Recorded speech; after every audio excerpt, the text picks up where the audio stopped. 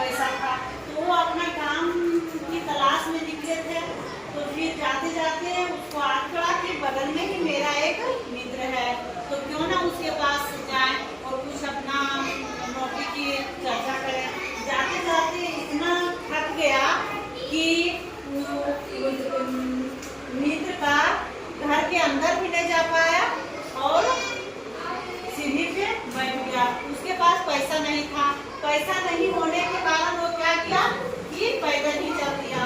पैदल जाते जाते थक गया तो फिर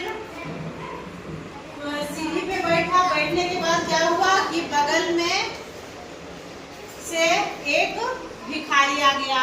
बगल में एक भिखारी आ गया। भिखारी आने के बाद वो क्या बोला कि मुझे एक गिलास आटा दे दो। क्या बोला कि मुझे एक गिलास आटा दे दो। भिखारी क्या बोला? एक गिलास आटा दे दो। किसको बोला था? लेखक। वो मित्र जो था सो क्या था? वो लेखक था। मित्र क्या था? लेखक था।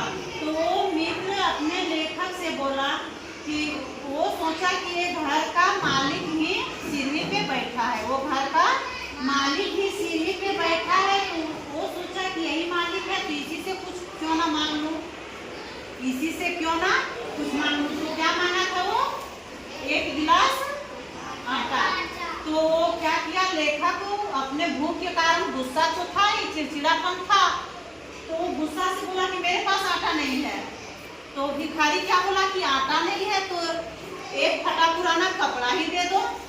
फिर उसको गुस्सा आया कि जब बोल रहे कि मेरे पास कुछ नहीं है तो फिर मेरे पास कपड़ा भी नहीं है, मेरे पास कपड़ा भी नहीं है। वो कैसे लेखा कैसे बुरा चिकड़ते हुए कि इस तरह बोलेंगे गुस्सा करके तो वो क्या होगा कि यहाँ से चल जाएगा, यहाँ से चल जाएगा।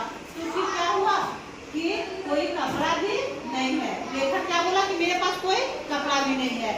तो मैंने सोचा अब तरक जाएगा यानी वो यहाँ से हट जाएगा, पर नहीं, वो वहीं अड़ा रहा और बोला तो बाबू 1 रुपया ही दे दो कि तुम्हारे पास आटा नहीं है, फटा पुराना कपड़ा नहीं है तो 1 रुपया ही दे दो।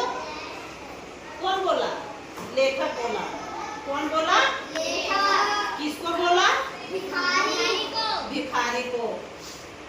फिर नेक्स्ट क्या है कि मुझे उस पर गुस्सा आ गया। किस पे गुस्सा आया? भिखारी पे। इतना इसको बोल रहे हैं फिर भी यहाँ से ये जा नहीं रहा है और मेरा भूख के कारण अपने मन पे गर्म है और ये और पूरा गुस्सा दिला रहा है। तो फिर मैंने